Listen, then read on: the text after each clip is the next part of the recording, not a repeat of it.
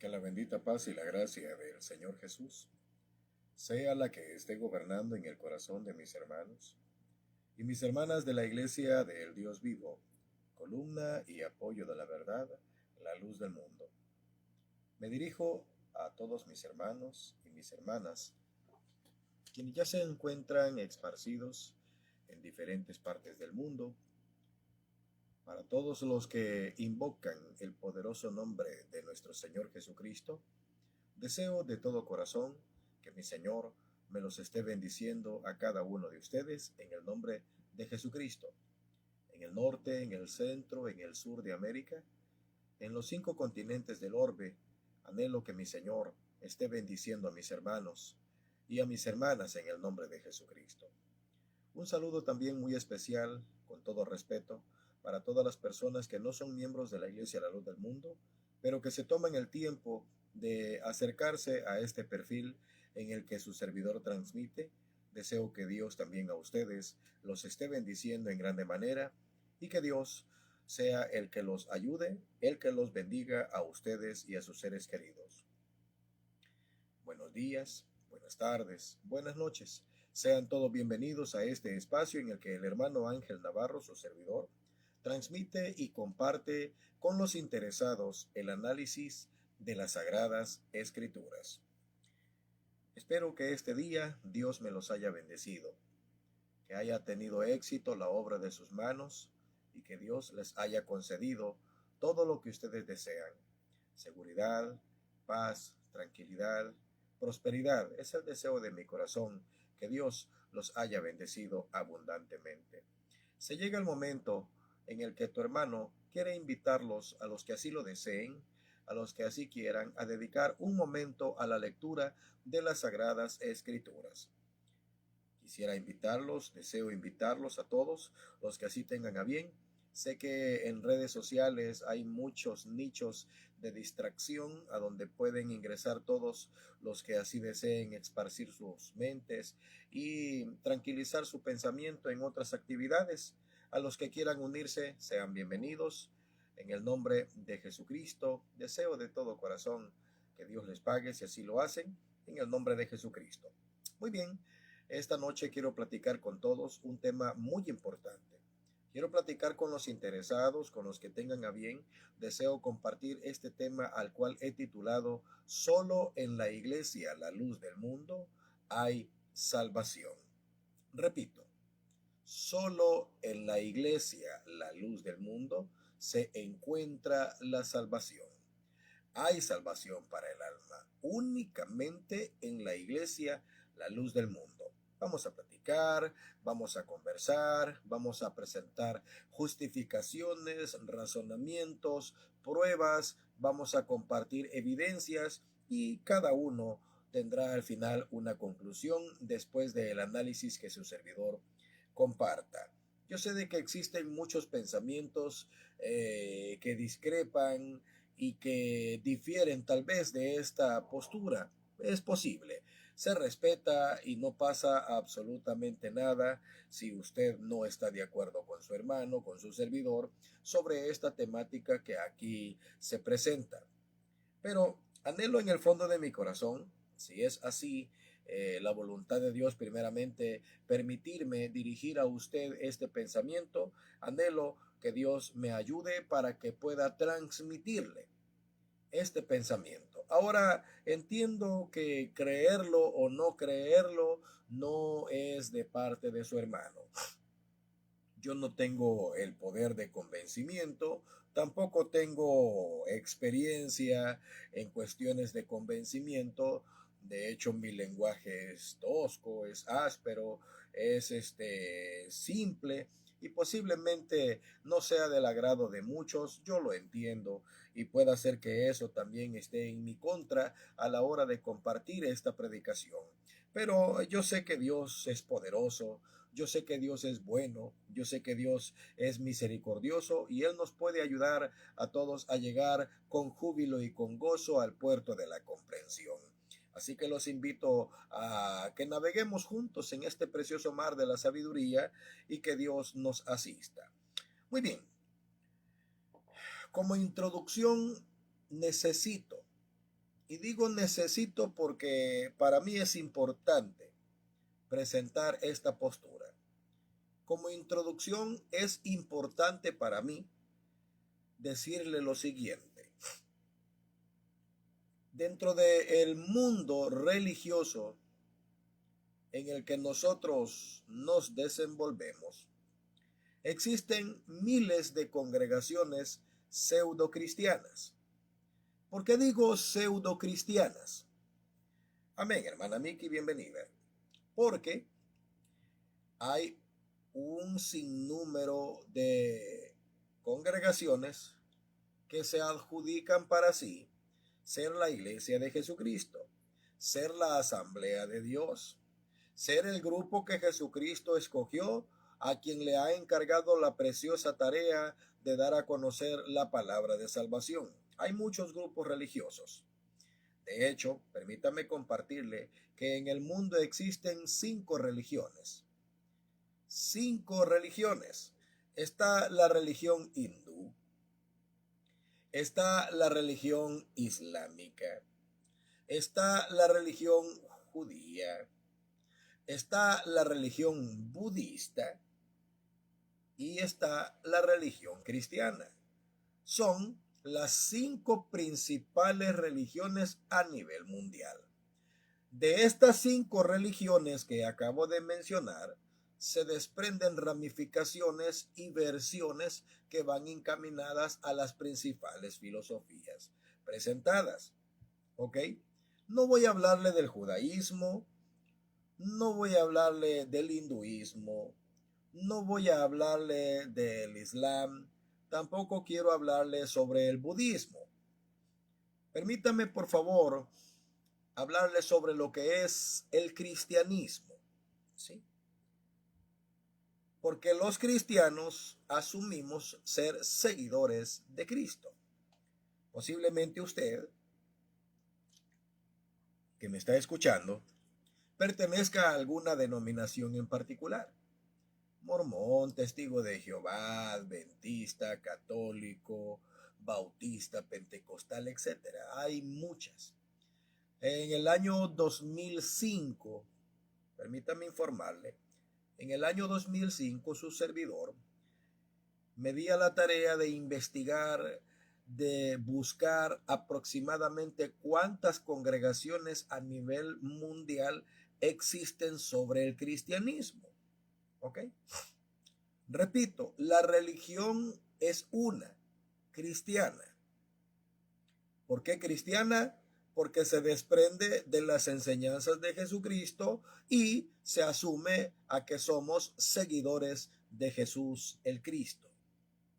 Ahora, lastimosamente, nuestro Señor Jesucristo, quien en el siglo I fundó una sola iglesia, quien el Señor Jesucristo reunió un solo grupo, quien mi Señor Jesucristo en el siglo I le encargó a un solo grupo la misión de la predicación del Evangelio, en el devenir de los siglos, después del siglo I, aproximadamente en el año 200 en adelante, comenzaron a particionarse grupos pseudocristianos y estos le fueron dando forma a diferentes tipos de ramificaciones cristianas, ojo, que jamás, repito, jamás estuvieron en el plan ni en el propósito de Jesucristo. Pero que al ya no haber un apóstol de Jesucristo con vida, al ya no haber alguien que representara a Jesucristo en la tierra, partiendo desde el siglo II hasta el año de 1926, le dieron luz, le dieron forma a muchas denominaciones pseudo cristianas. ¿Qué significa pseudo cristiana? Porque está en análisis, está en estudio, está bajo criterio ver si son verdaderamente cristianos o no. Eso significa la expresión pseudo.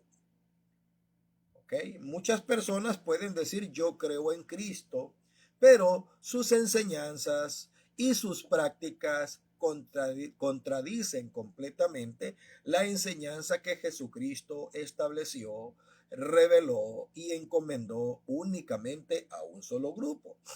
Bueno, vuelvo a repetirle. En el año 2005, tu servidor me di a la tarea de investigar cuántos grupos pseudocristianos existen y me llevé una sorpresa tremenda. Me quedé asombrado solo en el año 2005. Me enteré que los grupos así registrados dentro de la sociedad, con personería jurídica, con amparo legal, con representación legal, existen más, fíjense bien, más de 20,000. Amén, hermana Gloria, bienvenida. Más de 20,000 denominaciones. Cuando digo denominaciones me refiero al nombre que le ponen a sus grupos. Hay muchos títulos de marquesina, nombres publicitarios con los que ellos se registran y se dan a conocer. Unos provenientes de los pentecostales, otros desprendiendo de los bautistas, otros desprendiéndose de los adventistas, otros desprendiéndose de movimientos evangélicos, presbiterianos, católicos, etcétera, etcétera. Más de 20,000 denominaciones encontré solo en el año 2005. Estamos ya a distancia de esas fechas de 20 años. 20. Y yo les puedo asegurar que si volvemos a hacer un sondeo, si volvemos a hacer una investigación, estoy seguro que posiblemente el grupo o se ha duplicado o se ha triplicado. Y hay una premisa que todos estos grupos defienden, que todos estos grupos proclaman. La primera, dicen ellos, nosotros creemos en Jesús, sea el concepto que tengan de él. Para unos Jesús es Dios, para otros no, para unos nació de una virgen, para otros no, para unos es la tercera persona de la Trinidad, para otros es un coigual con el Padre, Dios Hijo. Hay muchos conceptos, pero todos estos dicen creer en Jesús. Aceptan este libro, la Santa Biblia, y aunque tienen diferentes versiones y puntos de vista, ellos dicen que la Biblia es la regla de fe y es la palabra de Dios con las que ellos tratan de practicar y predicar las enseñanzas que en este libro se encuentran, que según ellos enseñó Jesucristo. Dicen. Bueno, como les repito, hay muchas denominaciones cristianas y posiblemente entre todas ellas está usted integrando, congregándose en algún grupo religioso de su mejor preferencia o su mejor postura o criterio. Se respeta, no voy a criticar absolutamente a nadie. Vamos a hablar la verdad. Esto no es una crítica, esto es un análisis. Y de paso le digo, y por eso el título de este tema es que solamente en la iglesia, la luz del mundo, columna y apoyo de la verdad, hay salvación. Y parece ser que esto es un tanto atrevido. Parece ser que decir esta afirmación es algo osado, pero tengo bases, tengo razones, tengo motivos y causas por las cuales afirmo y confirmo esto que le estoy explicando. Ahora, para poder yo haber llegado a esta conclusión, es importante señalar que esto tiene que verse a través de las diferencias. ¿Ok? Si usted tiene 1,000 manzanas, voy a ponerle este ejemplo. Si usted tiene 1,000 manzanas y usted dice que únicamente la suya es buena, usted tiene que demostrar las características por las cuales usted asegura que únicamente la manzana que usted presume es la buena. Tiene que perfilarla, tiene que presentarla, tiene que explicar por qué razón, motivo o causa usted asegura que su producto es el único y que los demás simple y sencillamente no sirven. Eso, vuelvo a repetirles, en este tiempo es muy osado, es muy atrevido y triste y lamentablemente es vituperado creer y pensar así. Muchas personas se ofenden, muchas personas se sienten mal cuando nosotros les expresamos esta realidad, pero no estamos aquí para ser aceptados, no estamos aquí para tratar de que usted nos acepte esto que le estamos diciendo. Estamos aquí para presentarle esta propuesta, ¿ok? Y para ello es menester, es importante, vuelvo a repetir, mostrar las diferencias, ¿sí? Las diferencias. Para ello es necesario dar a conocer primeramente quién es la luz del mundo y entonces así, pienso yo, podemos ir haciendo una diferencia entre lo que predican los otros movimientos pseudocristianos y lo que la Iglesia del Dios vivo promueve. Así que por esta razón es importante que, si usted me lo permite, yo quiero darle a conocer esta verdad, ¿sí? ¿Por qué la Iglesia, la luz del mundo, asegura, afirma y dice ser la única iglesia verdadera? Y cuando mencionamos estas palabras, lógicamente estamos diciendo que las demás denominaciones son falsas. ¿Sí? Estamos diciendo que las demás denominaciones son incorrectas. Para ello, viene la primera pregunta. ¿Cómo me lo comprueba usted, hermano Ángel, que la luz del mundo es la única iglesia de Jesucristo? Muy bien. Primero, existe un pensamiento general en miles de congregaciones pseudocristianas. Fíjense bien, todas las congregaciones pseudocristianas dicen creer en Cristo, ¿ok? Creemos en Jesús de Nazaret, creemos que Él es nuestro Salvador, que murió en la cruz por nuestros pecados, San Juan 3:16, para que todo aquel que en Él cree no se pierda, sino que tenga la vida eterna. Eso dicen. Y enseñan, promueven, aseguran que no importa a dónde usted se congregue, no importa a dónde usted asista, no importa en qué denominación usted se reúna, mientras crea en Jesús, le dicen,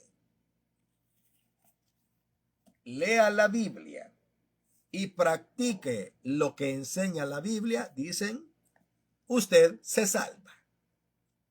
Así dicen ellos. No importa dónde usted se congregue. El único problema sobre ese pensamiento religioso, sobre ese concepto religioso, es que se contradice completamente todo, fíjese bien, todo lo que enseña las Sagradas Escrituras. Porque en las Sagradas Escrituras encontramos que Dios únicamente tiene un solo grupo, no tiene muchas. El proverbista Salomón quiso hacer él a través de un poema muy hermoso, quiso hacer él la diferencia entre lo que significan muchas y lo que significa la propia, la única. Cantares 6:10, usted puede leerlo si gusta, en el libro de Cantares, el capítulo 6, el versículo 10 dice, 70 son las reinas, 80 las concubinas y las doncellas, sin número, decía él. Pero una, mire qué diferencia, una es la paloma mía, ¿Cómo le llamaba? Su paloma. La perfecta mía, la única, la que dio a luz su madre. La vieron las doncellas y la llamaron bienaventurada. ¿Por qué? Porque muy a pesar, fíjense bien, señor, señora que me está observando, muy a pesar de que el rey Salomón en ese tiempo, por la cultura, fíjense qué interesante, por la cultura que se vivía, una cultura poligámica. ¿Qué cosa es la poligamia? La poligamia consiste en que un hombre puede tener más de una mujer como compañera sexual. Eso es la poligamia. Y en los tiempos del rey Salomón, la poligamia, culturalmente hablando, era una práctica aceptable, no era un escándalo, no era una noticia que alarmara, era algo permitido, siempre y cuando el hombre tuviera los medios para mantener en su hogar más de una mujer, pues se aceptaba, no era criticado.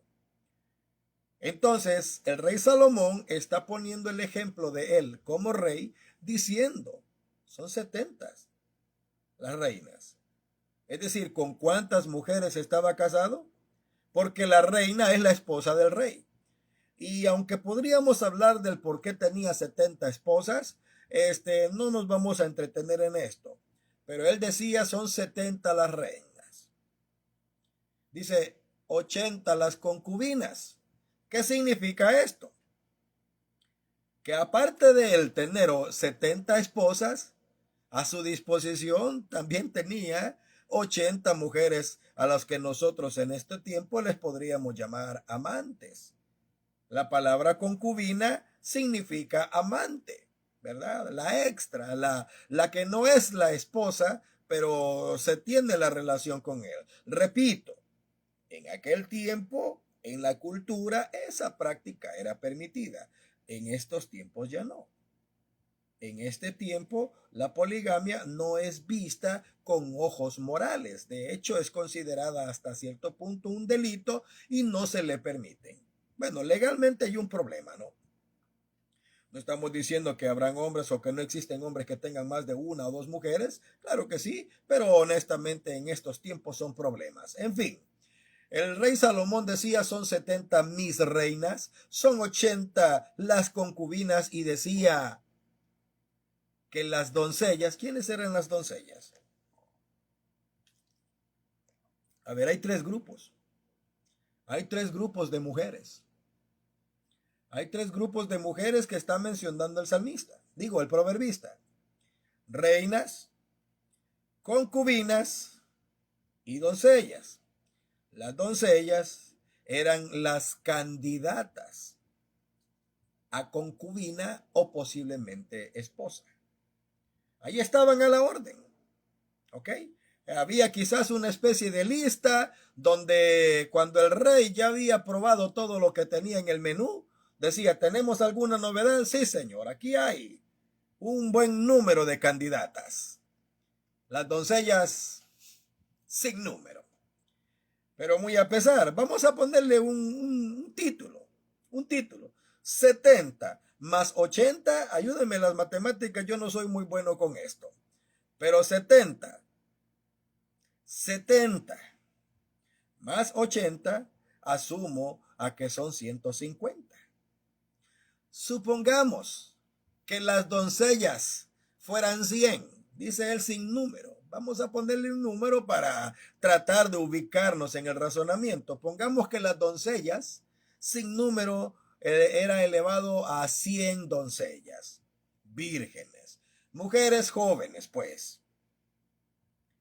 Tenemos 150 más 100, ¿cuántas son ya? Este Salomón sí que tenía sus razones, pero bueno. Aquí lo que estamos hablando es que para él, muy a pesar de tener todo ese menú en la lista, muy a pesar de tener a su disposición toda esa variedad femenina, en el corazón del rey únicamente se encontraba una persona. que esa persona, él, no la comparaba con las demás. No, no, no, no son las reinas. No, tampoco se parecen a las concubinas, las doncellas menos.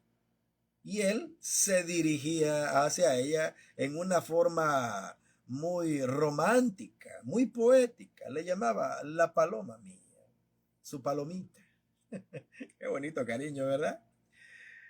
La perfecta mía, la única. Óigame nomás, no que tienes 250 a la mano, como que la única en el corazón de ese hombre. En el alma, en el sentimiento rey del corazón, solamente había una persona. Y él hace las características y hace la diferencia entre lo que significan aquellas y lo que significa la mujer de su amor. Este texto se adecua, este texto se utiliza para hacer la diferencia entre la aspiración que tienen muchas mujeres por el corazón de este hombre que jamás podrán ocupar porque ya en el corazón de él reina una sola. En cuanto a lo espiritual, se asemeja que hay miles de personas pretendiendo, aspirando, deseando ser la escogida de Dios, la iglesia de Jesucristo, el pueblo único de Dios, y tratan la manera de manifestar ser dignos, ser hallados dignos de ese título, pero ya Dios ha hecho un veredicto. Dios no acepta solicitudes, déjenme decirles. Dios no acepta solicitudes ni tampoco está recibiendo propuestas, mucho menos tiene una línea de prospectos. No, no. Dios elige. Es Él. Es la voluntad de Dios. Es lo que Dios decide. Y Dios es el que escoge a quién va a conformar, a quién va a ser parte de ese pueblo tan especial y único para Él. Miren, esto posiblemente, yo tengo un dato, óigame bien lo que le voy a decir. Tengo un dato muy importante, cuando quiera se lo comparto, pero se cree que Dios le habló en el año de 1926 antes de Cristo. Óigame bien. Dios le habló en el año de 1926 antes de Cristo, le habló al patriarca Abraham. Abraham se encontraba viviendo en Mesopotamia en un lugar, amén, hermana Leti, se encontraba viviendo en un lugar que se llamaba Ur, que era parte importante de una región que se llamaba Caldea, una nación politeísta. ¿Okay? Adoraban a muchos dioses, creían en muchos dioses. Y Dios decide hablarle a Abraham y tras el llamamiento le da la promesa que de él iba a nacer una nación muy grande, la que iba a ser para Dios su especial tesoro. Estaban los babilónicos, estaban los egipcios, estaban los griegos, estaban los persas, estaba mucha nación repartidas en diferentes partes del mundo. Fíjense qué interesante. ¿Y esto cómo se lo compruebo? Bueno, fíjense bien. Cuando Noé descendió del arca después del diluvio, sus 3 hijos, fíjense bien, sus 3 hijos, fueron los que procrearon en la tierra, los que le dieron origen al resto de la humanidad que existió. Acordémonos que antes de Noé existió una generación que fue destruida por el diluvio. Luego, cuando Noé desciende del arca, sus 3 hijos, Sem, Dan y Jafet, Sem, Can y Jafet, fueron los que le dieron origen a el resto de la civilización que existió hasta nuestros días. Podríamos decir de que somos descendientes del linaje de estas personas. Bueno, en Canaán, en Ur de los Caldeos, llegamos a registrar la ubicación de Abraham. Y de allí, Dios decide tomar a su elegido y le hace la promesa de que él sería el padre de una nación muy grande. Esa nación que iba a venir de Abraham iba a ser para Dios su especial tesoro. Repito, ¿acaso Abraham era el único ser vivo sobre el haz de la tierra? ¿Acaso Ur de los Caldeos era la única generación que existía? No. Pero Dios, en su propósito divino, no se fue a Egipto, tampoco viajó a Roma, mucho menos escogió de los persas, tampoco eligió de los babilónicos. Dios no quiso andar en ese tipo de regiones y decidió elegir a uno de entre los muchos habitantes que existían. Dios decidió escoger a un solo hombre para que de él conformase una sola nación, la cual iba a ser para Dios su especial tesoro. Qué bonito. Es Dios. No fue que Abraham anduvo buscando la manera de ver si le caía bien a Dios para que Dios se congraciara de él. No. Fue Dios el que decidió esto. Y es entonces que vemos que literalmente la unicidad o el distintivo de el pueblo de Dios es porque es Él el que lo elige. Es Dios, es el que lo forma, el que lo conforma, el que lo hace, el que lo crea, pues. Es Dios. Muy bien. Muchas personas querrán aspirar al deseo de servirle a Dios y de hecho lo hacen. Ya vamos a hablar de ello. Con una buena intención, con un buen deseo, con un anhelo, pero lo hacen a su forma, lo hacen a su manera, como ellos quieren, como ellos consideran que debería de ser. En la idea que ellos tienen, así quieren servirle a Dios. La diferencia es que usted no conoce cómo es la voluntad de Dios. Y otra cosa es que Dios elija a alguien para enseñarle cómo debe de servirle a Dios. ¿Se fija la diferencia? En Isaías el capítulo 4 hay un texto que también se adecúa para explicar esto que tu hermano está hablando. Echará mano de un hombre en aquel día, dice, 7 mujeres diciendo: nosotras comeremos nuestro pan, vestiremos nuestras ropas. Solamente permítenos llevar tu nombre y quita nuestro oprobio. Léalo, Isaías 4. Es una profecía. ¿Qué significa esto? Muchas congregaciones aspiran a que Dios respalde sus decisiones, a que Dios les acompañe, a que Dios les asista. Pero claramente estamos viendo que estas congregaciones, estas denominaciones, lo único que quieren es obtener el poder de Dios, la gracia de Dios, quieren obtener los bienes de Dios, pero no quieren sujetarse a la voluntad de Dios. Ejemplo. Permítame por favor que le ponga este ejemplo un tanto burdo, pero lo necesito hacer para hacerme entender. Esto es como una mujer que recibe la propuesta, fíjense bien, recibe la propuesta de un hombre. ¿Ok? Mira, yo quiero, le dice esta mujer, que tú me mantengas. ¿Sí? Yo quiero, por favor, que tú pagues mis biles, los recibos, que me ayudes a sobresalir en cuanto a lo económico. Quiero casa, quiero carro, quiero ropa, quiero vestido. ¿Ok? Muy bien. ¿A cambio de qué? No, a cambio de nada. Basta y sobra con que tú sepas que yo voy a estar a tu lado. Y pudiera preguntar a algún hombre, ¿y yo qué obtengo con eso?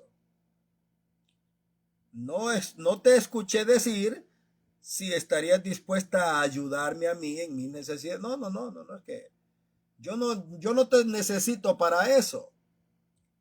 Yo no te voy a lavar, no te voy a planchar, no te voy a cocinar, no te voy a ayudar. Lo único que tienes que saber es que yo estoy aquí. Miren nomás. Miles de congregaciones hacen lo mismo. Se presentan ante el mundo diciendo: Dios está conmigo. El Señor está con nosotros, nos respalda. Dios es nuestro Dios, dicen. Jesucristo es nuestro Señor, nuestro Cristo, dicen. Pero a la hora de analizar sus enseñanzas, sus prácticas, la forma en la que ellos se desarrollan, vemos que hacen completamente todo lo contrario a la voluntad de Dios. Creen en otras cosas, hacen cosas diferentes, promueven otro tipo de enseñanza, niegan la voluntad de Dios. Esos son miles de congregaciones. Por eso es importante que aprendamos y entendamos que existe una gran diferencia entre la que Dios ha elegido y las que quieren presumir ser de Dios. Son cosas muy diferentes. Cosas muy distintas. Desde tiempos antiguos atrás, Dios siempre le ha placido dice, por medio de un hombre manifestarse. Así es. Amén. Bienvenidos. Entonces, vuelvo a repetirle. ¿Por qué nosotros decimos, por qué el hermano Ángel Navarro se atreve a decir, solamente en la iglesia La Luz del Mundo hay salvación? ¿Por qué? ¿Por qué? Bueno, vamos un poquito a la historia, porque esto tenemos que hablarlo con la historia. Si usted no es miembro de la Iglesia La Luz del Mundo y se congrega en cualquier otra denominación que no sea la Iglesia La Luz del Mundo, permítame por favor explicarle lo siguiente. Escúcheme. Todos sabemos que en el siglo I de la era cristiana llegó nuestro Señor Jesucristo predicando un evangelio, ¿cierto?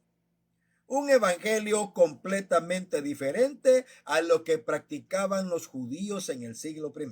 Usted ya lo sabe, puede leer la Biblia, estudiar cualquier tipo de evangelio, Marcos, Lucas, Juan o Mateo, y allí se va a dar cuenta de esto que le estoy diciendo. No voy a entrar en esos detalles textuales porque esta es una realidad que todos la conocemos.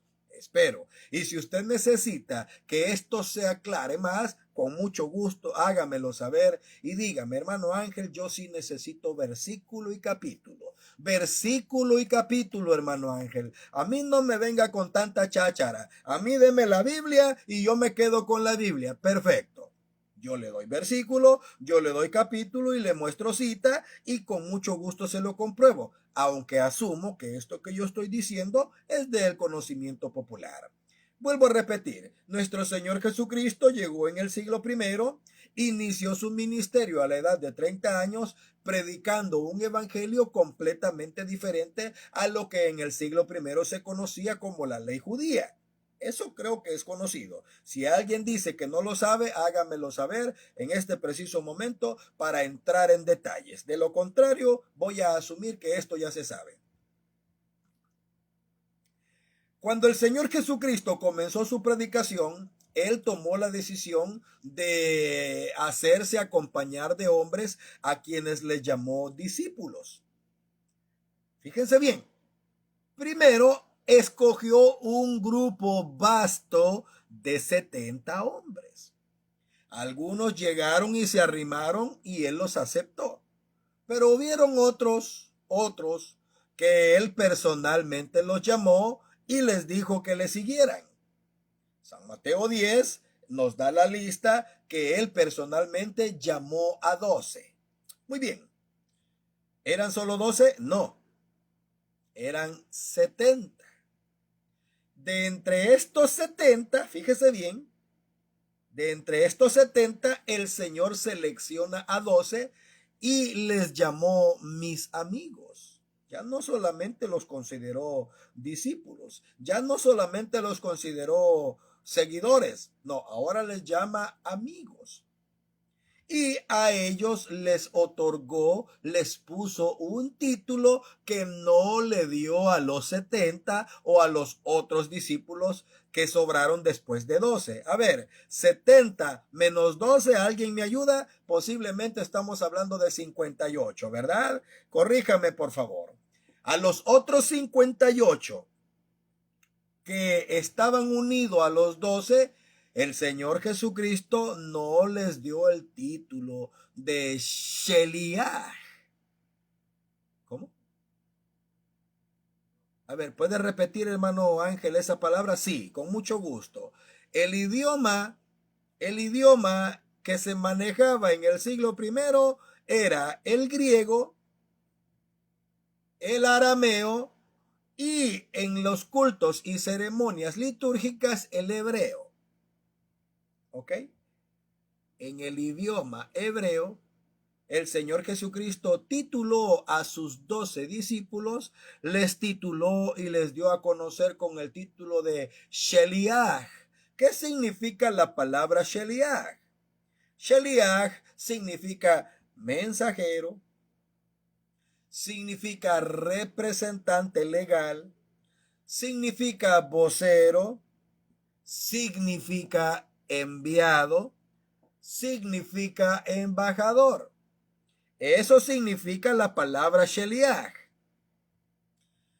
Como el idioma más popular en el siglo I era el griego, dejaron de utilizar la palabra Sheliach, que significa en singular, Shelikim en plural, y ahora les llamaron apóstolos en plural, apostolo en singular. ¿Qué significa la palabra apostolo o apóstoles?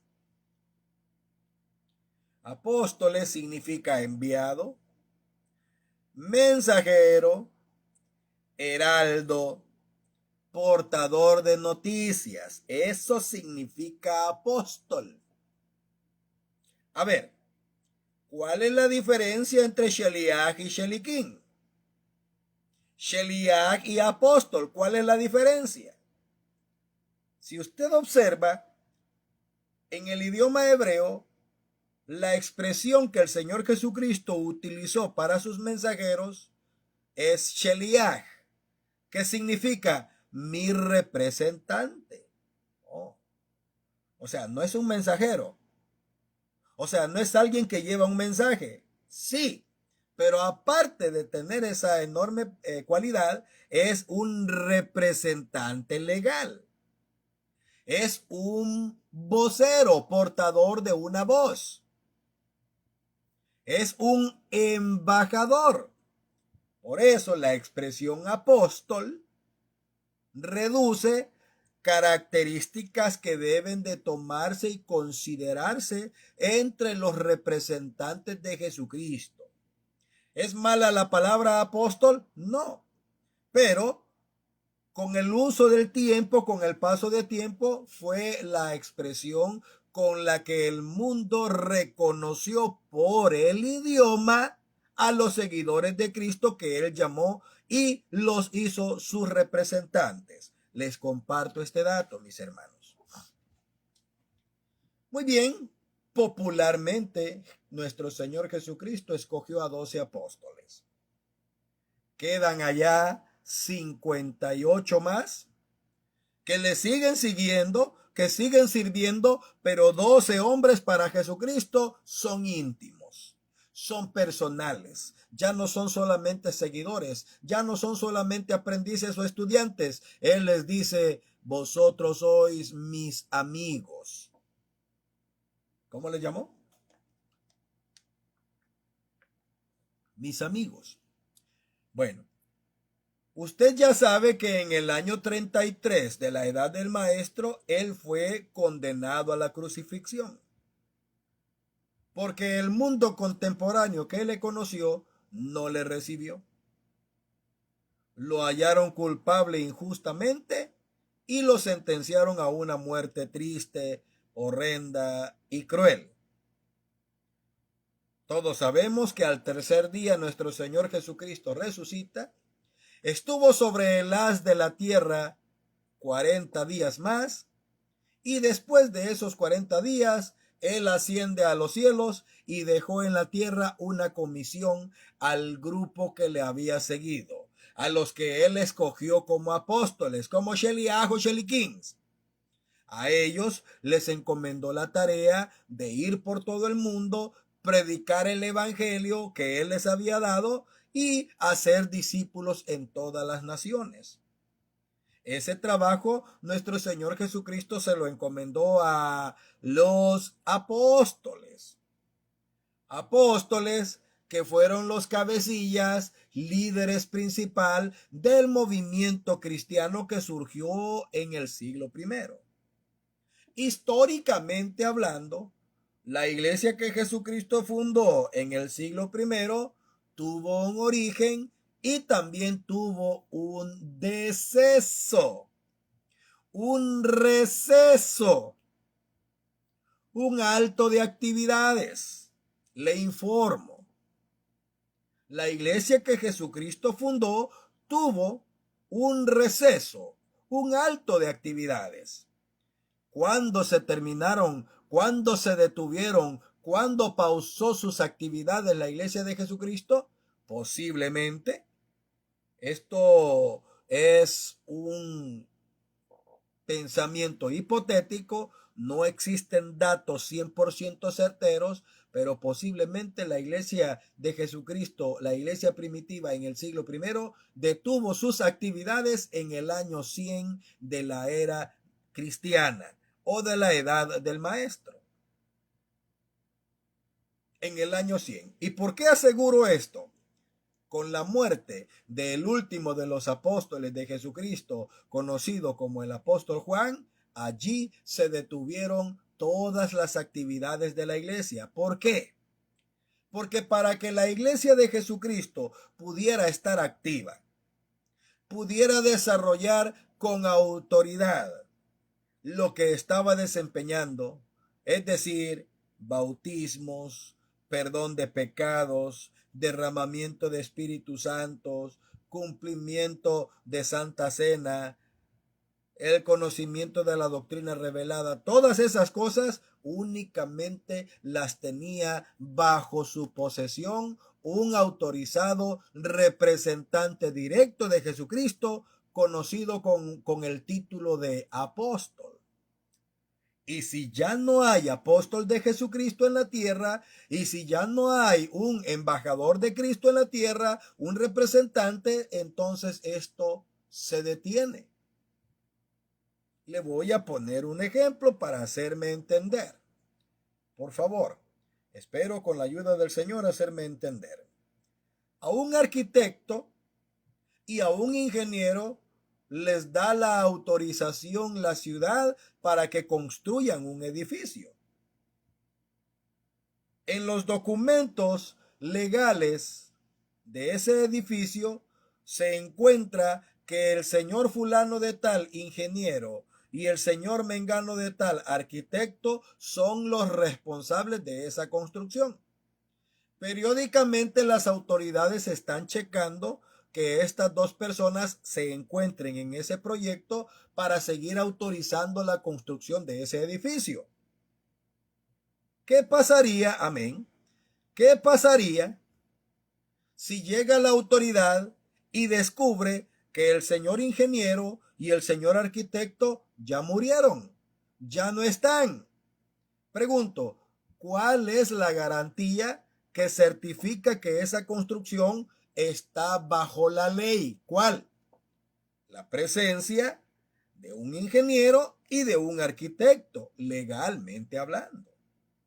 Entonces, al ya no encontrar a los primeros arquitectos o ingenieros, la ley automáticamente detiene el proyecto hasta encontrar a alguien que certifique que certifique con conocimiento de ingeniería o arquitectura que este proyecto tiene que avanzar hasta su culmen. De lo contrario, el proyecto se detiene. Pueden haber trabajadores allí, pueden haber miles de actividades, pero al no haber autorización para que legalmente esto continúe, el proyecto se detiene. Se detiene. Y ojo, legalmente. Esto es lo que ocurrió en el siglo I con la iglesia primitiva. Nuestro Señor Jesucristo dejó encargado a sus apóstoles para que ellos le dieran forma, le dieran vida y pudieran administrar a la iglesia de Jesucristo. Pero al ya no haber apóstol de Jesucristo, amén, hermana, al ya no haber apóstol de Jesucristo con vida en la tierra, automáticamente Jesucristo detuvo sus actividades, detuvo las actividades de la iglesia y esto ya no continuó. Eso pasó en el siglo I. Si usted desea que yo profundice, amiga que me está oyendo, que no es de la iglesia La Luz del Mundo, si usted quiere que su servidor profundice en estos detalles y nos vayamos bíblicamente hasta el tuétano de esta verdad, por favor hágamelo saber y con mucho gusto será un placer para mí demostrarle esta verdad que le estoy compartiendo. Seguimos. Entonces se detiene la iglesia de Jesucristo en el siglo I y ya no continuó con su trabajo misionero en la tierra. ¿Por qué? Porque ya no había apóstol de Jesucristo. Ahora, la pregunta es, ¿se detuvo el movimiento religioso cristiano? Ese no se detuvo. Porque quiero comentarle que una cosa es la iglesia de Jesucristo y otra cosa es el movimiento religioso cristiano que surgió tras la muerte de los apóstoles. Un movimiento religioso, un movimiento sectario que se identificó, que se dio a conocer como Iglesia de Jesucristo. ¿Quiénes eran estas personas? Fueron personas que jamás estuvieron de acuerdo con las enseñanzas apostólicas. Fueron personajes que se ingresaron a la iglesia primitiva y no estaban de acuerdo con las enseñanzas y ellos decidieron ocupar un puesto de liderazgo que jamás se les dio y se les aceptó cuando ya no hubo un apóstol de Jesucristo. Repito, si usted quiere que yo profundice en esto, hágamelo saber. Qué interesante es que para el año 200 después de Cristo, después de que duerme el último apóstol, nos encontramos históricamente hablando que existen más de 15 grupos pseudo cristianos repartidos en 5 lugares específicos. Se desarrolló y se creó un movimiento conocido como la pentarquía. ¿Qué cosa es la pentarquía? La pentarquía era el nombre que se le dio a los 5 principales lugares a donde estaban las comunidades más grandes de creyentes cristianos. Roma era una. Alejandría, que se encuentra en Egipto, era otra. Antioquía, que era Asiria, era la tercera. Tenemos a Asia y tenemos a Europa. Estaban los de Jerusalén y los de Etiopía y todos ellos conformaban lo que se le conoció como la pentarquía. La mayor cantidad de grupos pseudocristianos esparcidos en esos lugares. Pues en esos 5 lugares, muchos hombres fueron reconocidos como líderes apócrifos. ¿Por qué apócrifos? Porque jamás se les dio autoridad ni jamás quedaron encomendados para que ocuparan un cargo de liderazgo en la iglesia de Jesucristo, puesto que la iglesia de Jesucristo La iglesia que Jesucristo fundó únicamente puede ser dirigida por apóstoles de Jesucristo. ¿Cómo se lo compruebo? ¿Cómo le compruebo yo que la verdadera iglesia de Jesucristo es dirigida únicamente por apóstoles? ¿Cómo? Si usted gusta, puede leer 1 Corintios capítulo 12, el versículo 28. Dice claramente el apóstol San Pablo: aún nos puso Dios primeramente en la iglesia. Apóstoles fue lo primero. Los apóstoles son los que quedaron a cargo, los líderes y jefes del movimiento. Al ya no haber apóstol, al ya no existir un apóstol, ya no hay liderazgo. Es decir, ya no hay representante, ya no hay revelación, ya no hay autorización, ya no hay nada. Entonces, en la pentarquía que surge y predomina en el siglo II después de Cristo, hay diferentes tipos de líderes que jamás de los jamases ni fueron autorizados por Dios, mucho menos, hermanos, fueron propuestos por Jesucristo.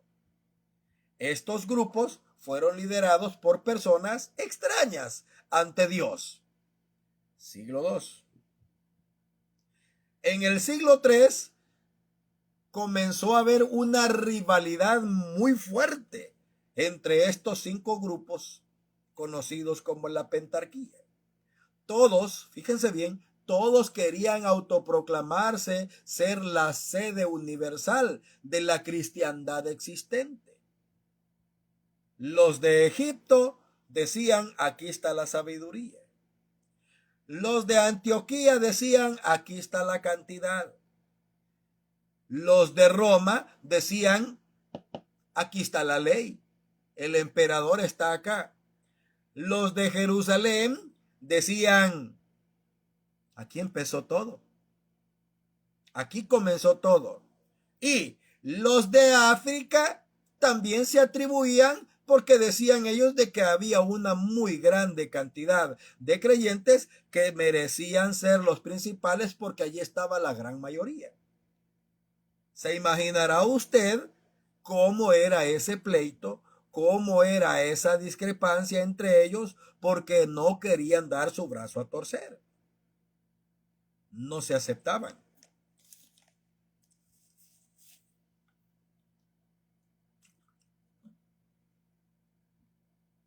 Llegaron al extremo hasta de odiarse. Y lo más interesante es que cada uno tenía una forma diferente de entender y de predicar a Cristo. Cada uno. Entonces, cuando entra en acción el emperador Constantino en el año 313 después de Cristo, él tomó las riendas del cristianismo de Roma. Fíjese bien, el cristianismo que se encontraba en Roma. El grupo de creyentes que creían en Jesús a su manera, pero que se encontraba en Roma. Dijo Constantino: yo soy la ley, yo soy el que manda, así que y he decidido que el cristianismo sea la religión oficial de todo el imperio. Dentro de Roma habían muchos pueblos con diferentes tipos de creencias politeístas, paganas, pero los cristianos de Roma conquistan a Constantino, y Constantino, como era el líder y jefe de todo el imperio, favoreció al movimiento cristiano de Roma en el año 313. Bueno, felicidades. El cristianismo es la religión oficial del imperio. ¿Quién la estableció? ¿Quién estableció el cristianismo en Roma? ¿Quién decidió que el cristianismo era la religión oficial del imperio? Un emperador, un líder político. Ok, eso fue por el lado legal. Por el campo religioso, las cosas seguían como estaban. mucho pleito, mucha polémica, muchas discrepancias, a tal grado que le colmaron la paciencia al emperador y él dijo, esto no va a funcionar, esto no va para ningún lado. Yo no puedo tener un reino pacífico con una religión dividida. Necesitamos ponernos de acuerdo, porque él tuvo que crear un cónclave o como se le conoce como concilio. ¿Por qué? Porque eso significa la palabra concilio, conciliar, unir pensamientos. ¿Ok? Eso significa la palabra concilio. Reconciliar o conciliar pensamientos en común, que de esa reunión salga un solo pensamiento. Entonces él mandó a llamar a los principales líderes de la pentarquía que se reunieran en un lugar conocido como Nicea para tratar todas las enseñanzas que los dividían. Y fue así como surge el concilio de Nicea, donde se reunieron más de 300 líderes de todos los lugares existentes, donde allí terminaron por crear y por desechar a otros movimientos cristianos. Vuelvo a preguntarle, ¿esto es historia lo que yo le estoy diciendo? La iglesia de Jesucristo, la que Jesucristo fundó en el siglo I, ¿tuvo la iglesia de Jesucristo antes del año 100? ¿Tuvo esos problemas? ¿No? Y si usted a mí no me quiere creer, lea la Biblia, lea las cartas apostólicas, lea la historia y se va a dar cuenta, según el testimonio del escritor Lucas, capítulo 2, en el libro de los Hechos, capítulo 2, el versículo 47, se va a dar cuenta que la iglesia primitiva tenía todas las cosas en común y perseveraban juntos en la doctrina de los apóstoles. No había discrepancia, no había división, porque estaban bajo el liderazgo de los representantes de Cristo. Cuando ya no hubo apóstol de Jesucristo, hubieron divisiones, hubieron diferentes creaciones de doctrina y todo esto lo único que creó fueron problemas internos. Al final, los romanos, gracias a que tenían bajo su dominio, bajo su unión al emperador, pudieron predominar y establecieron en Roma, ojo, establecieron en Roma, los de Roma, la capital de la cristiandad del siglo III.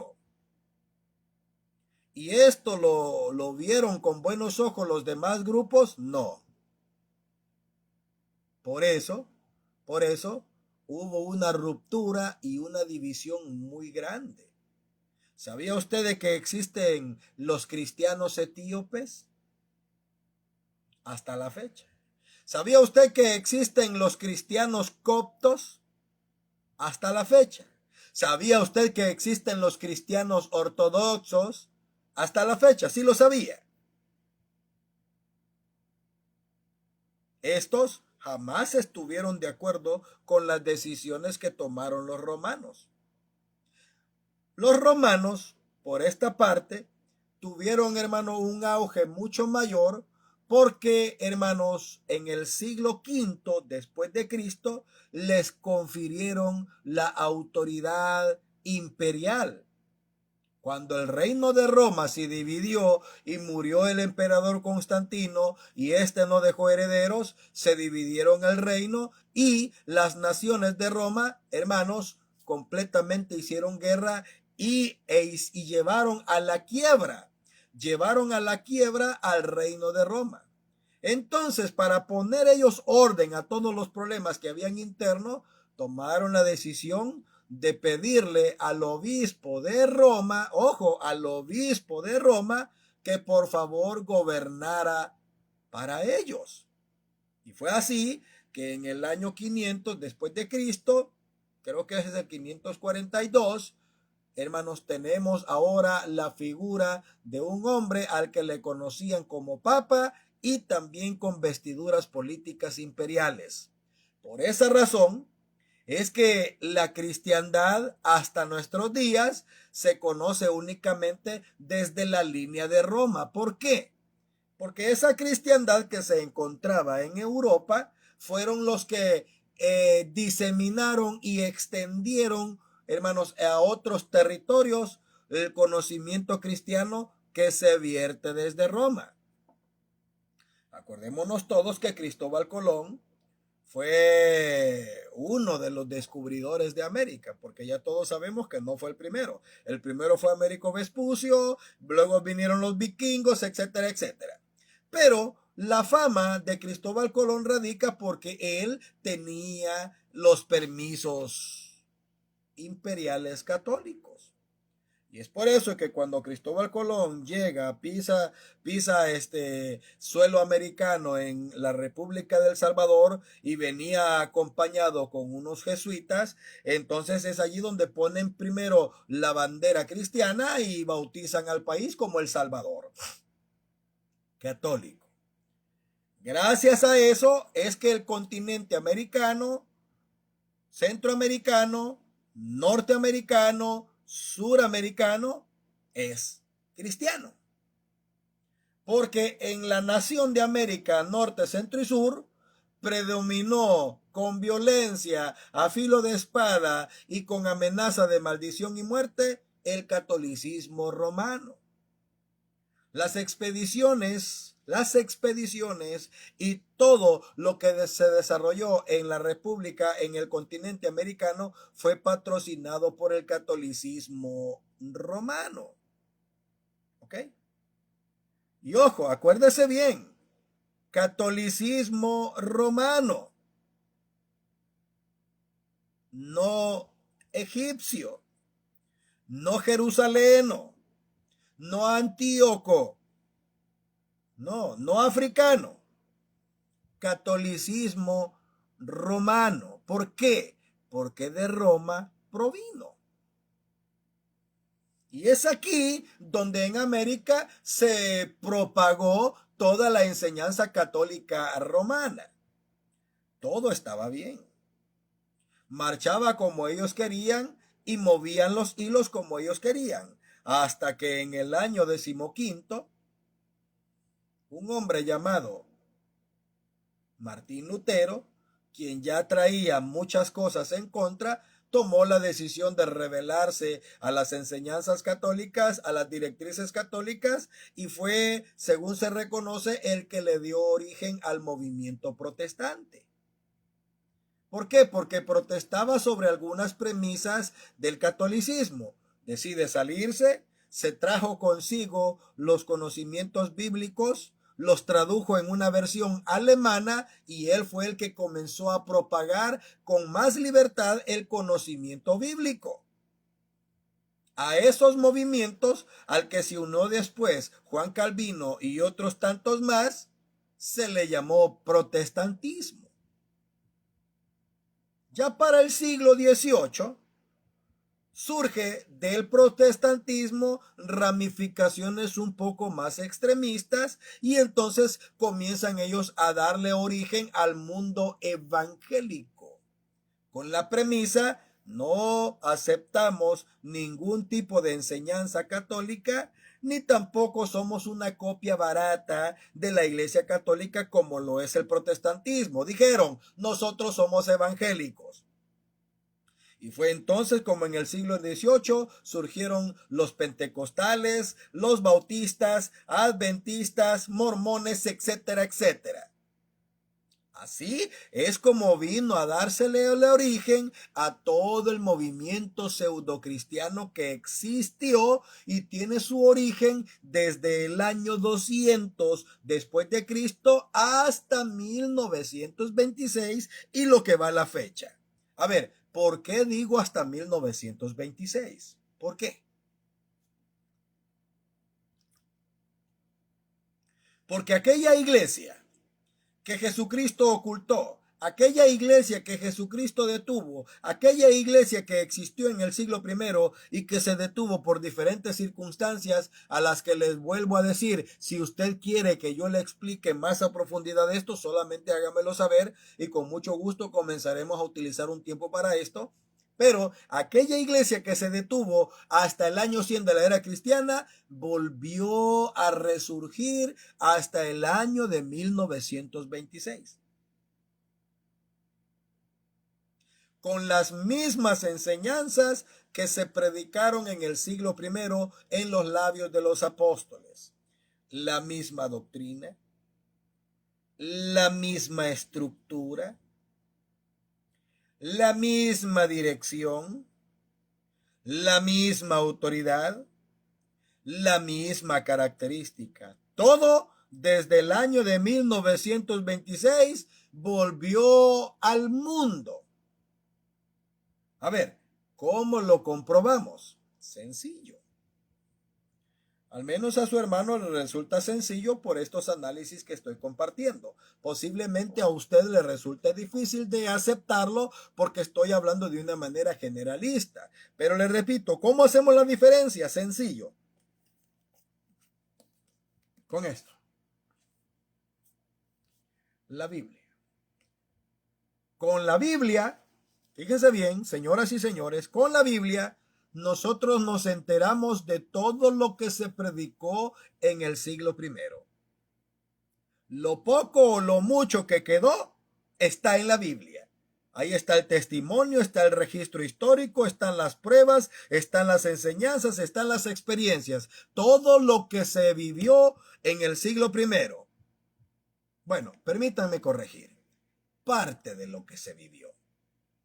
Porque no vamos a venir a decir que esto fue todo lo que se hizo. Posiblemente se hizo mucho más, posiblemente existieron más experiencias, hubo más cosas, pero hasta nuestros días únicamente ha llegado esta evidencia.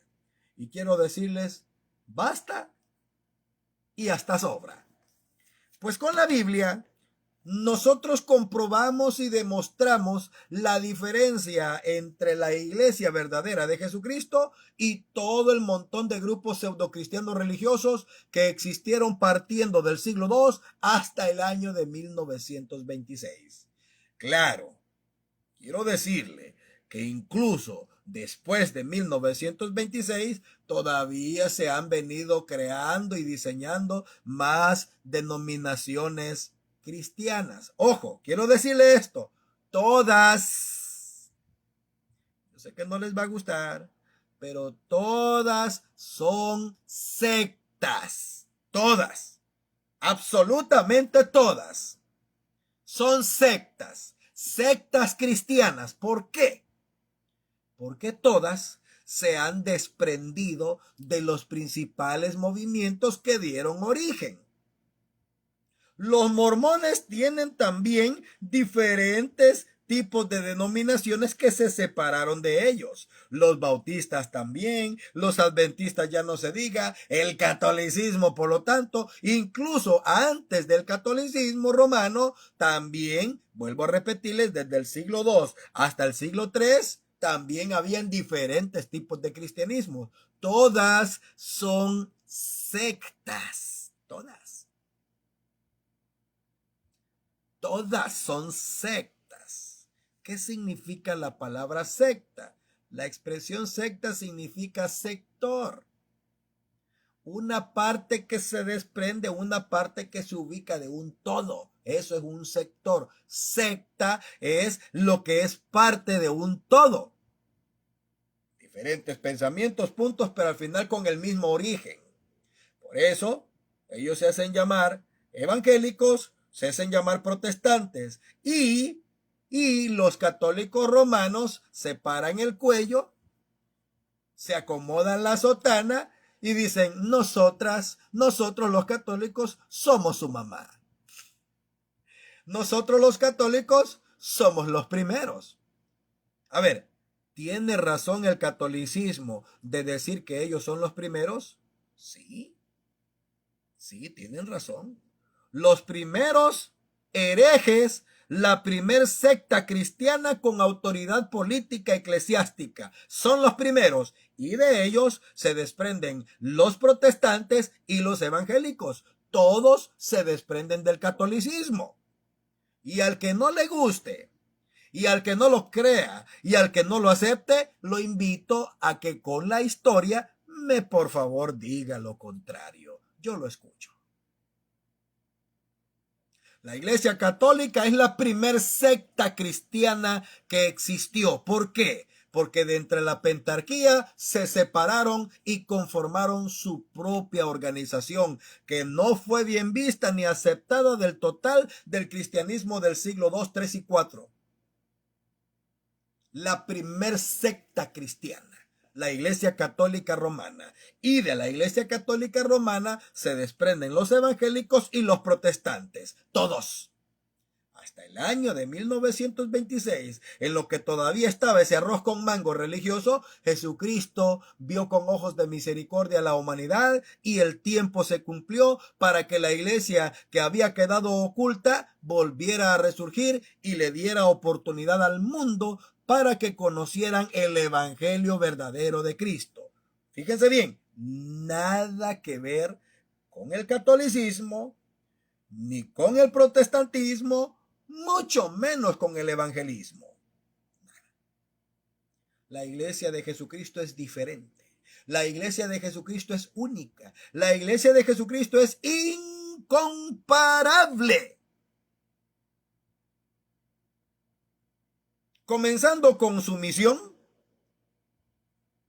continuando con su esencia y terminando con su distinción.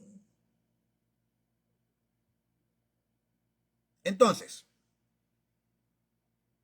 ¿por qué digo que solamente en la iglesia, la luz del mundo, hay salvación?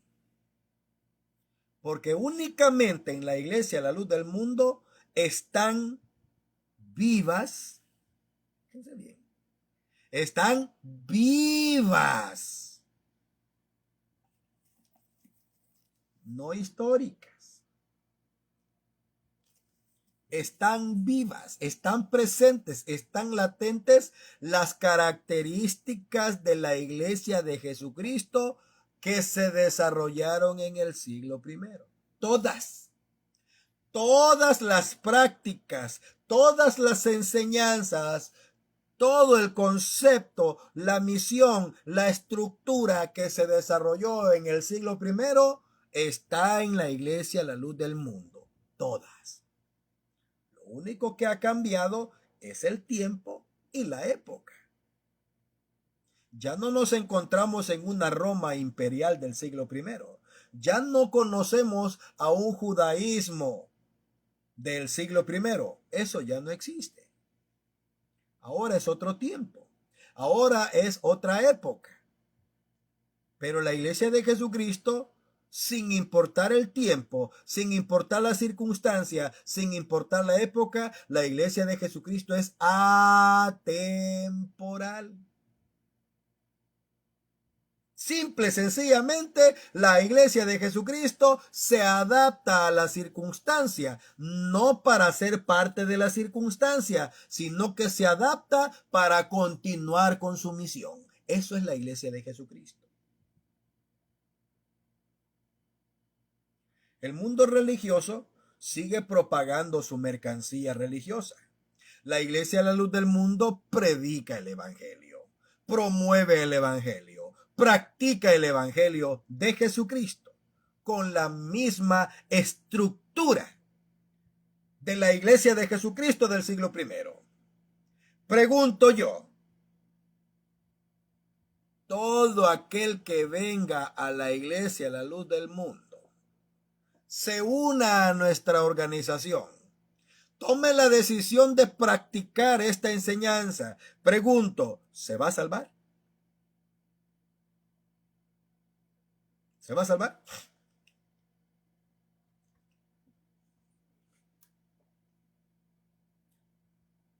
Existe la probabilidad de que todo aquel que venga a la iglesia a la luz del mundo sea salvo. ¿Saben lo que dicen todos los religiosos? Debido a que ellos conocen sus orígenes, ¿saben lo que dicen? Es que la iglesia de Jesucristo no es una institución. La iglesia de Jesucristo es todo aquel que cree en Cristo, dicen. Sin importar a dónde esté, sin importar de dónde crea, con que practique y lea la Biblia y crea en Jesús, usted se salva. No importa dónde esté. No importa si usted es católico, no importa si usted es protestante o si usted es evangélico, no importa. Si usted cree en Jesús de Nazaret, lee la Biblia y practica sus enseñanzas, usted se salva. Y miren hasta dónde son tan capaces que promueven esta idea. Y si no, corríjame, usted corríjame, por favor. Venga y dígame aquí, hey, deténgase usted, hermano de anteojos y poco pelo, deténgase. Usted está equivocado, usted miente, porque déjeme demostrarle la verdad. ¿Cuál es la verdad? Cuando Jesucristo venga, Él no va a venir por ningún rótulo. Oiga, no sé si lo he oído. Corríjame aquí. Cuando Jesús venga, Él no va a venir por un grupo no más, no. Él no va a venir por un título, no. Él va a venir por los que creen en Él.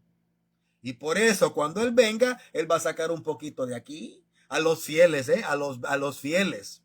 Él va a sacar otro poquito de acá y el otro poquito de acullá. Y ya así todos nos salvamos, los verdaderos creyentes. Pregunto, ¿ha escuchado usted eso o no? Corríjame, por favor.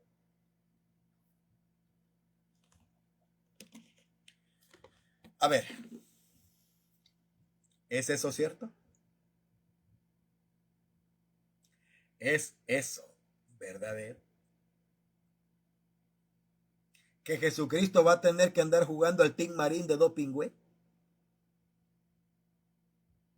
¿Que Jesucristo va a andar buscando entre las 99 la única? Por favor. Disculpe que me ría, pero es que eso es herejía. Eso no es verdad. Jesucristo tiene una sola iglesia, a la que está llamando a todas las almas, a todas las personas, para que vengan y se reúnan en ella. Por eso Jesucristo quiere que su iglesia sea conocida. ¿Por qué? Para que todo el mundo sepa que solamente hay un lugar a donde usted, señor, señora, que me está escuchando, puede salvar su alma. Le voy a poner este ejemplo. Todo esto está escrito en la Biblia, en el antiguo pacto, de una manera simbólica, pero muy comprensible cuando nosotros la vamos cotejando y comparando con la verdad.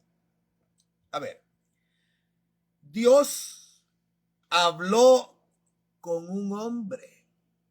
Miren nomás, qué interesante. Vayan prestándome atención. Amén, hermano, bienvenido.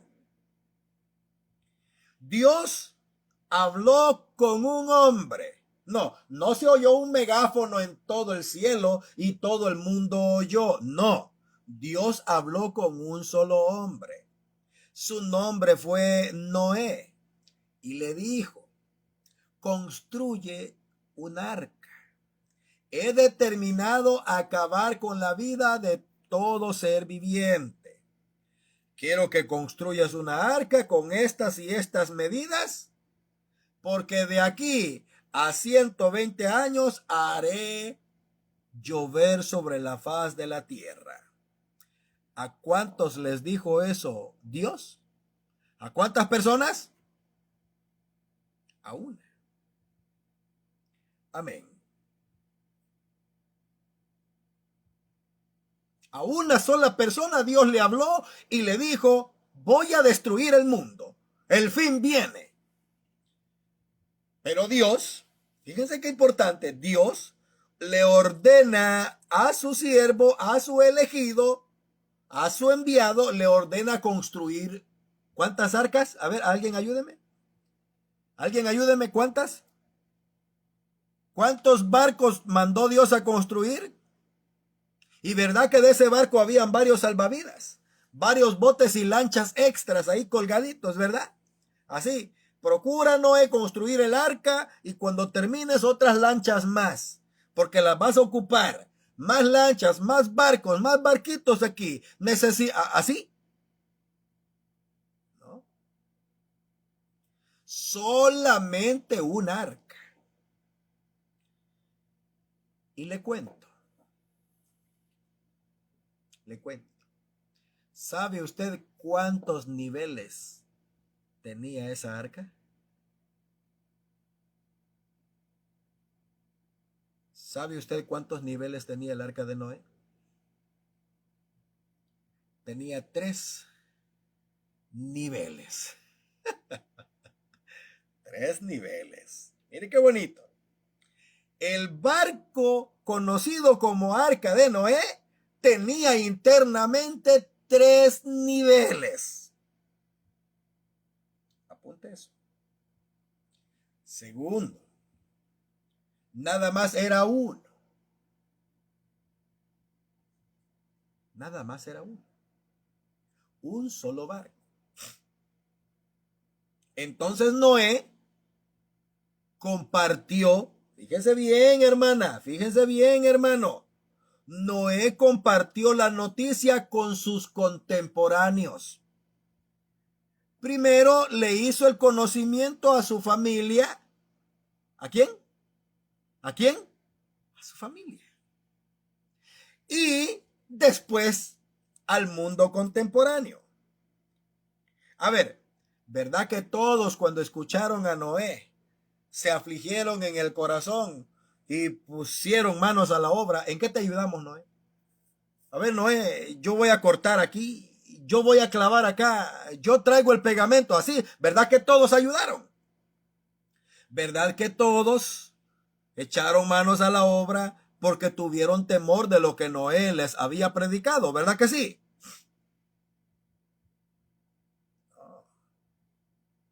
Únicamente, fíjense bien, únicamente le creyeron a Noé. ¿A quién? ¿A quién le creyeron? ¿A quién le creyeron? ¿Le creyeron a quién? ¿A Dios o a Noé? ¿A quién le creyeron?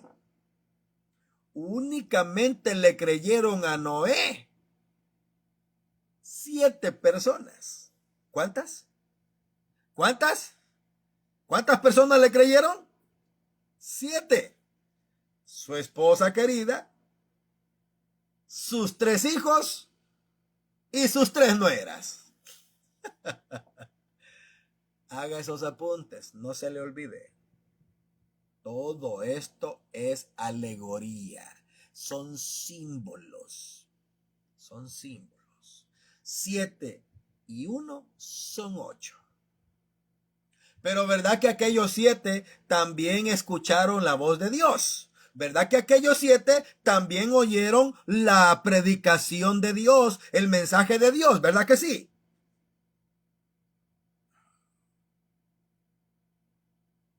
Le creyeron a Noé.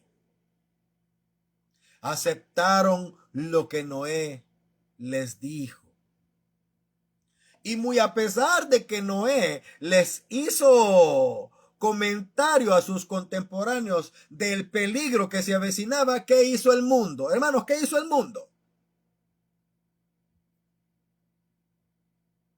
¿Verdad que se unieron a ayudarle a Noé a construir el arca? ¿Verdad que se unieron a Noé para construir el arca? ¿Verdad que sí?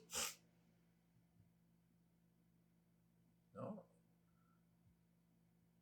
Como jamás había llovido, y lo único que descendía y ascendía era un rocío que regaba la tierra y la mojaba, consideraron algo absurdo, amén. Consideraron algo ridículo lo que Noé decía. Bueno, y con sus burlas y su incredulidad rechazaron. El Señor Jesucristo dice que en los días de Noé se casaban y se daban en casamiento hasta que sobrevino hasta que le sobrevino el diluvio. ¿Qué significa eso de casarse y darse en casamiento? Ignoraron, hermanos, el tiempo de advertencia. A ver, ¿verdad que están muy preocupados los que quieren casarse, verdad? ¿Verdad que los que tienen ganas de hacer un hogar, de hacer una familia, verdad que se sienten atribulados, se sienten tristes? ¿Verdad que están pensando, ojalá se acabe el mundo, ojalá se va a acabar la vida? ¿Verdad que eso están pensando? Decidieron vivir su vida e ignoraron la voz de advertencia. Le vuelvo a preguntar, ¿a cuántos les habló Dios? ¿A cuántos le habló Dios para decirles sobre el diluvio? ¿A cuántos? A uno. ¿Cuántos le creyeron a Noé? ¿Quiénes eran? 7. Y cuando el tiempo del diluvio, fíjense bien, cuando el tiempo del diluvio, el tiempo del fin, el tiempo del caos, del cataclismo marítimo, del fin, hermanos, de esa civilización ya llegó, Dios comenzó a poner el sentir. Mire bien, escúchame bien, hermana, escúchame bien, hermano. Dios comenzó a poner el sentir instintivo de supervivencia en los animales.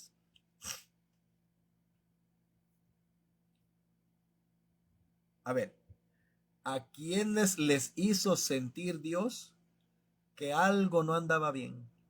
Que un peligro se avecinaba. ¿A quiénes les hizo sentir Dios? ¿A quiénes? ¿A los hombres? ¿A la civilización antediluviana? ¿A ellos? No. A los animalitos. Y los animalitos, hermano, sintieron como una especie de instinto de supervivencia y todo parece indicar que Dios les puso, fíjense bien, que Dios les puso a ellos el sentir que se dirigieran al lugar donde estaba el arca.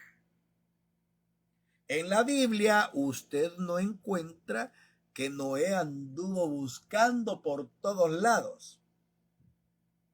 No. Los animales comenzaron a llegar. ¿Y por qué no llegaron los hombres, hermano Ángel? ¿Que acaso vale más un animal que un ser humano? ¿Que acaso vale más una bestia que una mujer? No, no es que valga más y no es que valga menos. Lo que estamos observando es que los animalitos irracionales, los animalitos que no tienen el mismo sentido humano, obedecieron al instinto de supervivencia. Algo no anda bien. Un peligro se avecina. Y hay algo que me hace sentir que yo debo de dirigirme a un lugar seguro. El peligro se acerca. ¿Por qué no sintieron eso los humanos? Si no solamente se les invitó, se les estuvo diciendo alrededor de 120 años, viene el diluvio.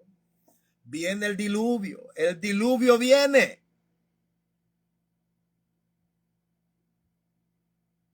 ¿Cuántos, hermanos, de los seres humanos del siglo, de ese tiempo, hermanos, amén, del tiempo del diluvio, de los seres humanos, cuántos escucharon el sentimiento de su corazón, ese sentimiento de supervivencia? ¿Cuántos?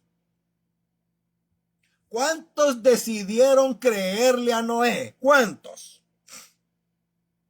Del linaje humano, antes del diluvio, ¿cuántos tomaron la decisión de escuchar la voz de Noé?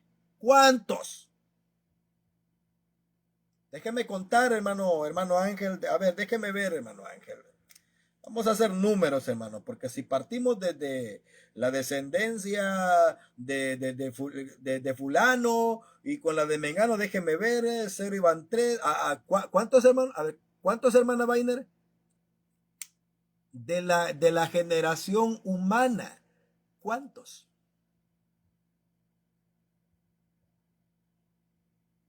únicamente 7 personas.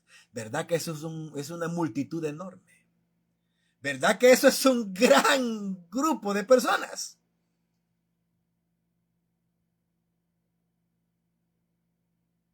Solamente 7 del género, escúcheme bien, présteme atención, regáleme de su atención, del género humano, únicamente escucharon 7.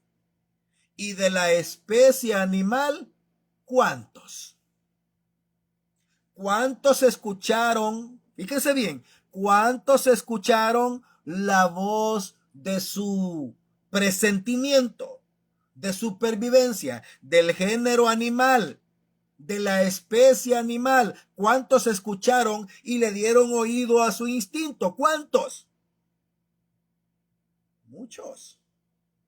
Los animales se amontonaron, hermano.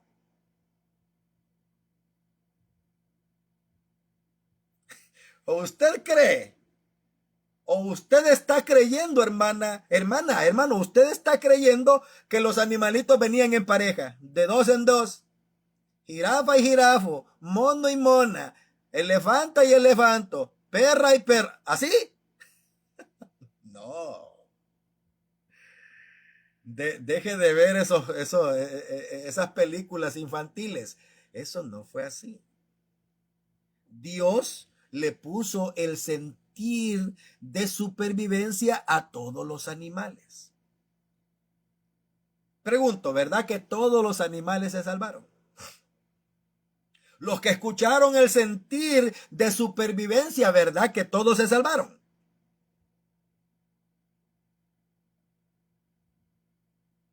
¿Qué pasó? Dios, mire bien, hermano, no, mire bien, analice, hermano. Porque de todo el animalero que llegó, Dios le ordenó a su siervo, escógeme 2. ¿Cuántos? 2 de cada especie, macho y hembra. 2. ¿Cuántos perros habrán llegado? ¿Cuántas especies de perros habrán llegado? No lo sabemos.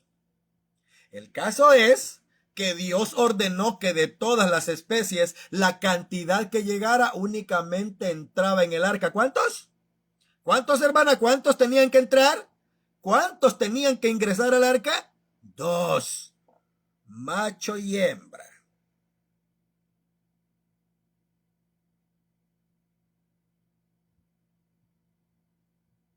La voluntad de Dios. En el arca no entró lo que quiso entrar. ¿Sí me explico? ¿Sí me estoy haciendo entender? Al arca de Noé no entró lo que quiso entrar. Déjame me la pienso, déjame tomar la decisión, déjame ver. No. Al arca de Noé entró y se quedó lo que Dios quiso. ¿Sí me explico? En el arca de Noé solamente se quedaron los que Dios quiso que se quedaran.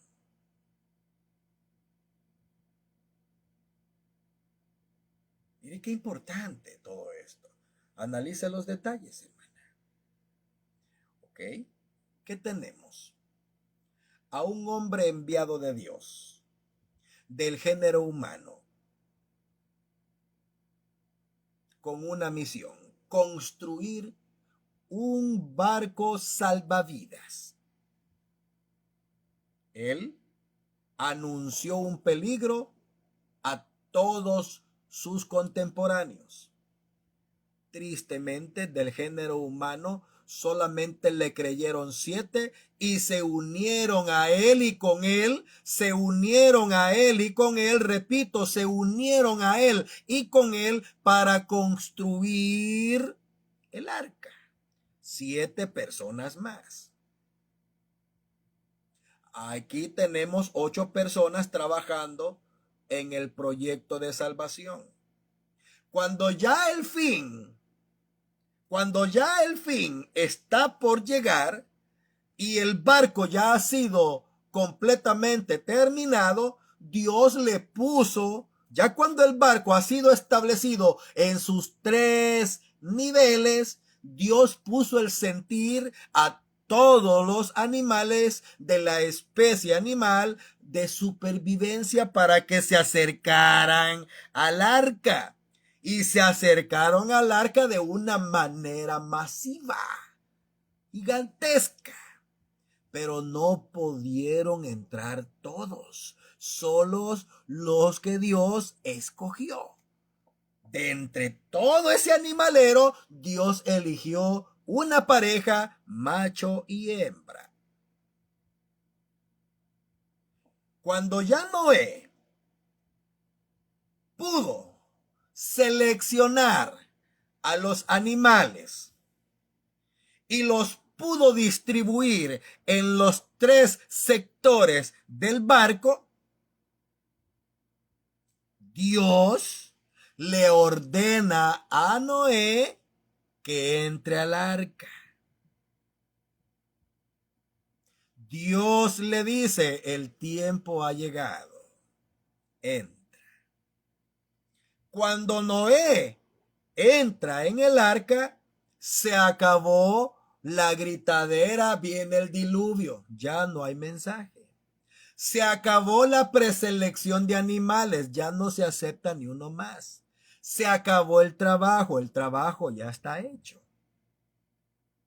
Dios le dice a Noé, entra, el tiempo ha llegado. Noé entra. Los que creyeron en Noé, ¿cuántos eran? Ayúdeme, ¿por qué? Ya le voy a explicar por qué le estoy pidiendo que no se olvide de esos números. ¿Cuántos eran? Del género humano, ¿cuántos eran? 7. Entren. Entonces, en el arca de la salvación que construyó Noé,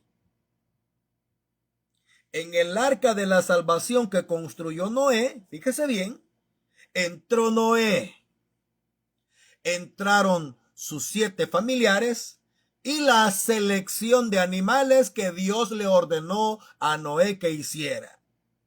Una vez estando adentro, distribuidos muy bien compactos en los 3 sectores del arca, Dios, óigame bien, Dios cerró el arca. ¿Cómo? ¿Quién cerró el arca? ¿Quién la cerró? ¿Quién es el que tomó la decisión de crear un barco y quién es el que terminó por cerrarlo? ¿Quién fue? Dios. No Noé. A Noé no se le ocurrió decir ya es tiempo de cerrarla. No, Dios cerró el arca. Y para que no se pudiera abrir, Dios puso un ángel para que resguardara y sellara esa arca. El que la abrió fue Dios, el que la cierra es Él. ¿Quiénes iban a salvo del arca de Noé? ¿Quiénes? Noé, el enviado de Dios, los 7 familiares de Noé y los animales preseleccionados por la voluntad de Dios. ¿Qué significa esto? El arca de Noé significa la iglesia de Jesucristo. Noé representa a Jesucristo como el Salvador del mundo. La especie humana que se salvó era de la familia de Noé. ¿Cuántos fueron? 7. Es decir, de la especie humana que se perdió, nada más 7 fueron salvas de la familia de Noé. Y de los animales que representan a los gentiles, que representan al mundo pagano, únicamente fueron salvos en 2 etapas, solamente los paganos. Solamente los paganos. En 2 etapas. Es decir, Jesucristo proveniente de Israel trajo la oportunidad de salvación a Israel. Israel no lo recibió, pero por promesa de Dios a Abraham, un pequeño remanente del pueblo de Israel, va a ser salvo. ¿Cuántos? ¿Cuántos? ¿Cuántos? Un pequeño remanente que únicamente lo sabe y lo conoce Dios. Pero este pequeño remanente tiene que entrar en el arca que ha construido Jesucristo para la salvación. No es todo Israel. No lo es. Tampoco van a ser todos los gentiles. No. Hubo un primer tiempo que fue en el siglo I y se salvaron la primera parte. Ahora estamos en el tiempo de la restauración y es la oportunidad para la segunda parte. Pero con la diferencia que en la segunda parte Dios va a poner el sentido de supervivencia en millones para que se acerquen al arca. Pero lastimosamente todo ese montón de gente que viene, no todos vienen con el deseo de someterse a los requisitos de Dios. Porque Dios tiene requisitos para la salvación. Por eso hay una preselección. ¿Sí me explico? La única iglesia que está ofreciendo la oportunidad de salvación en este pleno siglo XXI, hoy, agosto del año 2025, es la iglesia del Dios vivo. Columna y apoyo de la verdad, la luz del mundo. Solamente aquí se salvan. Solamente aquí. Y los que lleguemos, los que estemos, tenemos que manifestar ser de los elegidos, no de los llamados. No crea usted porque tiene la dignidad de estar en la iglesia, ya estuvo, ya se armó, vámonos. No. ¿Cómo es que dijo el Señor?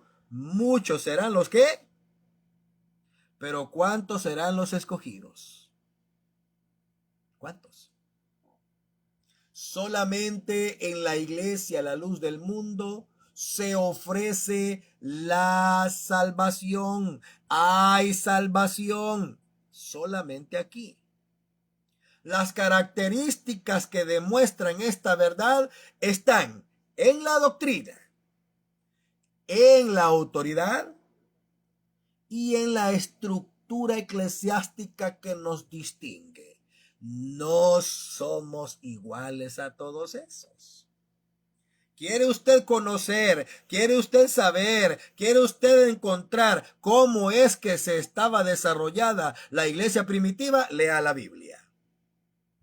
Y busque, conforme a la Biblia, qué organización está practicando al pie de la letra todas estas cosas. Y entonces vaya en pos de ella. Se va a salvar. Hasta este día, Dios ha manifestado por ya casi 100 años, que la iglesia, la luz del mundo, es el arca de la salvación. Yo sé que esto usted no lo cree, posiblemente se va a reír, se estará riendo. Mire, a nosotros nos tiene sin cuidado. A Moisés no detuvo el martillazo en el clavo porque se estuvieran riendo por su trabajo. La esposa de Noé seguía llevando el cafecito. Vamos, el cafecito. Que no falte el cafecito. Aquí está, mijo, el cafecito. Siga martillando. Aquí viene el agua, aquí viene el clavo, aquí viene el serrucho, aquí viene el corte, aquí viene la leña, aquí viene el pegamento. Pero no les importó que el mundo se riera, se mofara, se burlara. No dijeron ellos, ay, hombre, tanto trabajo. Noé, ¿cómo ves? Detengámonos unas vacaciones, Noé. Vámonos a echar una vuelta al Tigris. ¿Cómo ves? Vamos a darnos una vuelta al Éufrates, una bañadita. No. No estamos en tiempos de vacaciones. El fin se acerca. Ya las profecías se están cumpliendo. Todo lo que estamos viendo y viviendo es señal de que el fin se acerca. Yo no le estoy tratando de echar mentiras. ¿Para qué quiero yo asustarla? Yo no lo voy a asustar. Es más, no me interesa si usted a mí no me quiere creer. Esta es la verdad. Dios está trayendo a su iglesia miles y miles de almas porque las quiere salvar. Pero si usted no se comporta, si usted no manifiesta estar a la altura de los elegidos, bueno, pues como dicen por ahí, disculpen, ahí está la puerta. Todavía Dios no la ha cerrado. Usted puede decidir si se quiere ir detrás del animalero ese que no fue elegido. Es su decisión. No lo vamos a detener. En el arca de Noé hay cupo privilegiado. ¿Sí me explico? El cupo es privilegiado. Si usted no se siente VIP, si usted no se siente privilegiado, no es nuestro problema. Allá va el montón de animalero para afuera. No han sido elegidos para la salvación. Allá van. Ratas y culebras, allá van. Solamente vinieron a pasearse al arca para ver cómo está. Allá van. Se quedan los que manifestaron ser de los elegidos. ¿Ok? ¿Sí me explico? Únicamente en la iglesia de la luz del mundo se predica el evangelio verdadero. Se practica la verdadera doctrina. Únicamente en la iglesia de Jesucristo está el que Dios ha enviado. Únicamente. ¿Sí se han dado cuenta que al elegido de Dios lo niegan en todo el mundo? ¿Sí se ha dado cuenta? ¿Por qué nos extraña? ¿Cuántos rechazaron el mensaje de Noé? ¿Cuántos? No nos extraña. A mí no me extraña en lo más mínimo que no acepten al apóstol Nazón Joaquín. No me extraña. Es parte del cumplimiento de la profecía.